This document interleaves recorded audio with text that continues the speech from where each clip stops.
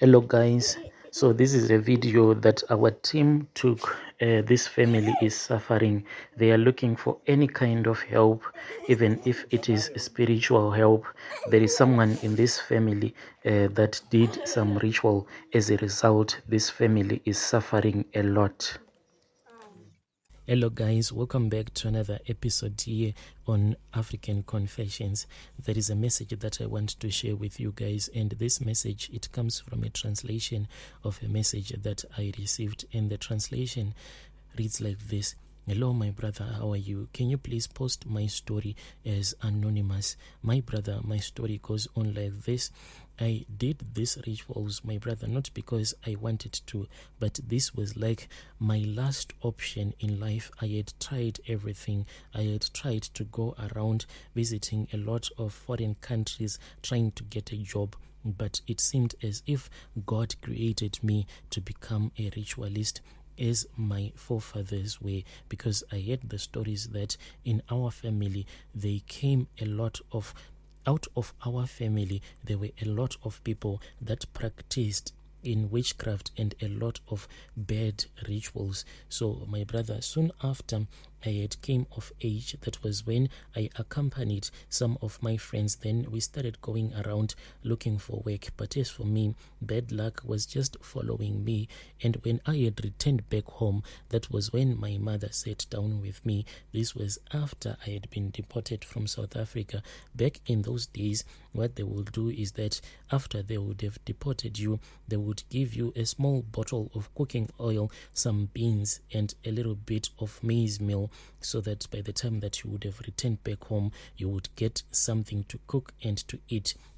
But the bus that I was on, it was not going straight to the village where I was supposed to go to. I don't even know what had happened, so I ended up walking on foot. I walked, my brother, for several days before I had finally arrived in the village where I grew up in. When my mom saw me, and when she saw that I had returned back with nothing but some young men from our village that had gone to South Africa and to Botswana, they were coming back with a lot of groceries. Fortune had chosen to favor them, but as for me, bad luck had chosen to favor me. I had nothing. I was now more like the laughing stock of our village. That was when my mom took me one day when she saw that I was really depressed and I was in deep thought. She then said that, my son, there is something that I want to tell you. Then my mom started telling me that in our family, our own grandmother,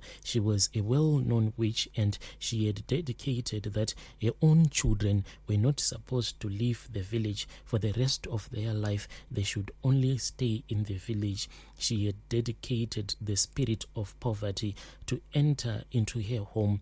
And my brother, in our family, you can see that indeed it is like the spirit of poverty is our God.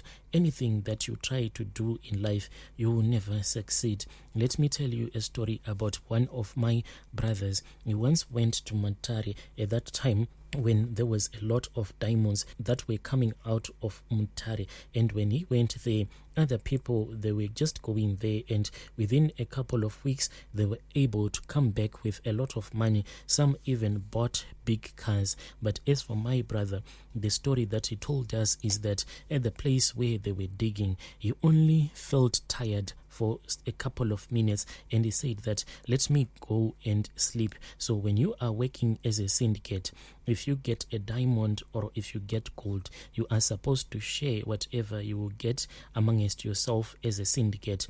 But with that syndicate that he had found there in Mutare, after they had gotten their diamond, that was when they said that all the time when you were sleeping, we were busy working and digging, so we cannot share this diamond that we have gotten with you. He tried to reason with them. He said that it was his shift to go and sleep, and he had only slept for a couple of minutes.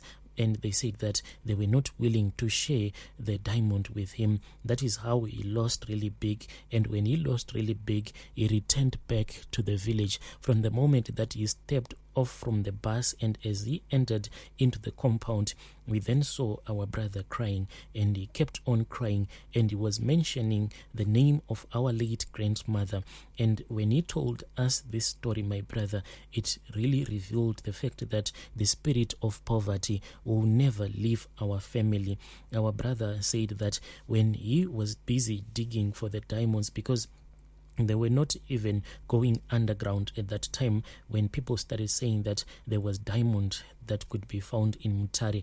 Diamond was just being found on top of rocks everywhere. There was just diamonds. So he said that after he felt that he was really tired, but it was an unnatural tiredness, that was when he said, let me go and sleep underneath that tree. And when he went, and as he was sleeping, he said that he started to have a dream. And in his dream, he saw that he was back in our village, and he saw our grandmother. She was actually waking up from her grave, and when she woke up from her grave, he saw that her skin was coming back on her bones. Then our grandmother started walking really fast until she started running so that she can meet up with our brother, who was still walking into the compound. That was when she started shouting and insulting our brother and saying that you think that you are really clever, you think that you are going to get something out of this diamond,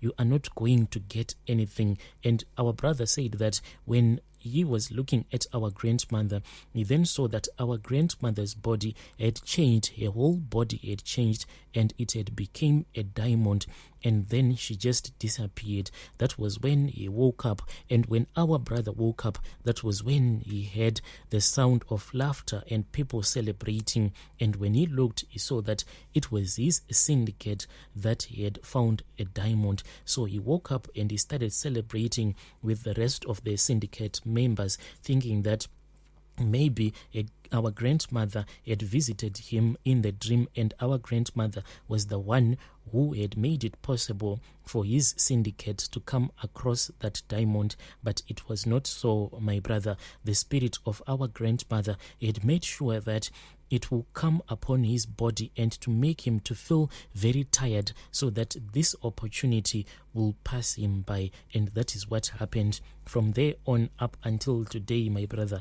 As for my brother, he has never left the village. He is now a village drunkard. He is always following where that in our country we call it the 7-day, the traditional brewed beer. Wherever it is, our brother, he will be there. And sometimes he even steals some maize grain from our home so that he can go and drink, so that he can go and resell that maize grain, so that he can just get that traditional beer. So as my mom was reminding me of all of these stories and all of the unfortunate things that our parents always came across whenever they tried to succeed in life, that was when I saw that for me to become rich, it was far much better for me to use rituals against rituals, because I don't think that by the love of God I was ever going to leave the village. I started going around, my brother, visiting a lot of white garment prophets,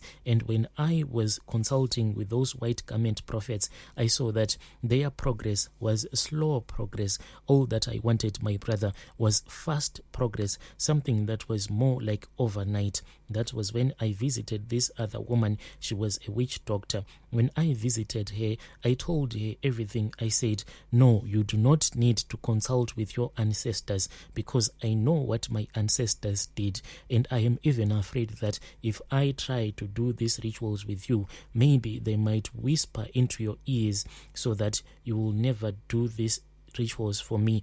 Please just do this for me. As for money, I do not have anything. All that I can offer you is my life. Then she said that it is very impossible for you to offer your life. You can sacrifice that. You can never have any offspring, and when you die, you must find someone in the family to leave these charms with, my brother. So what happened is that I then chose to sacrifice my own self. So as I am right now, I cannot give birth, no matter how many women I can sleep with, but I cannot make a woman to fall pregnant.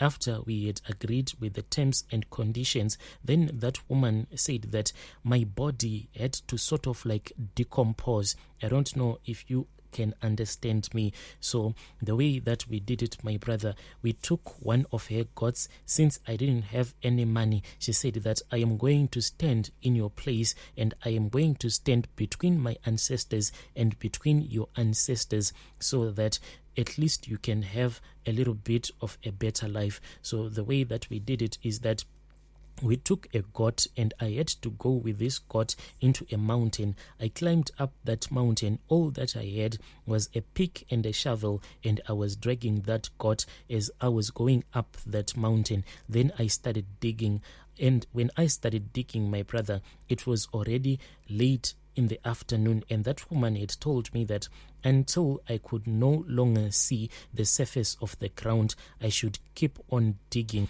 And that woman had said that I should not stop digging no matter what. Even to rest, I was not supposed to rest. If I wanted to pee, I had to pee in that hole that I was digging to go to the... If I wanted to make poo, I had to do it in that hole that I was digging. So I started digging. Maybe it was somewhere around 3:30 in the afternoon when I started digging, and I only finished late in the night. And when I finished digging, my brother, when I came out of that hole, I saw something that was really terrifying. I saw a creature. This creature, my brother, it seemed as if it was a creature that was decaying. This creature seemed to be more like a god, more like a man. I don't even know how to describe it. There were worms that were coming out of that creature. You know, when something is decaying, that is what that creature looked like.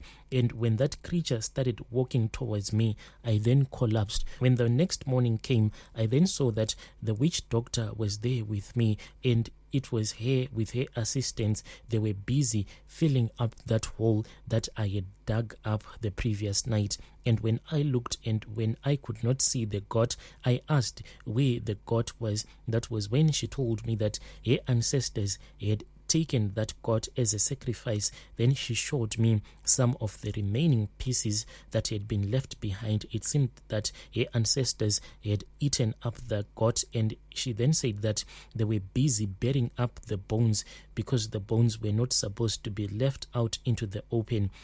She then gave me some of the pieces that were left behind, and she told me that I had to finish burying those pieces and to fill up that hole.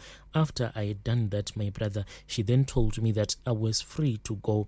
And when I returned back home, my brother, that was when I saw that life started to transform, and I started to have my own small shop in the village. And right now I am still in the village because those are the rules that I am supposed to follow.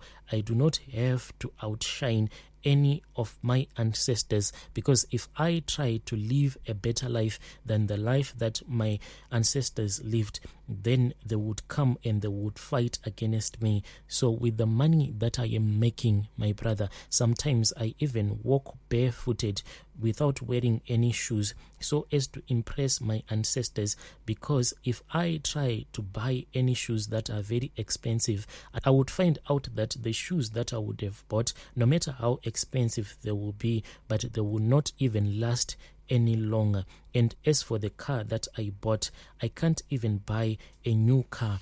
I always have to buy a car that has a lot of problems, yet I have money. I am making money with that small shop that I have. It is just a very small shop in the village, but you won't even believe the money that I am making on a single day.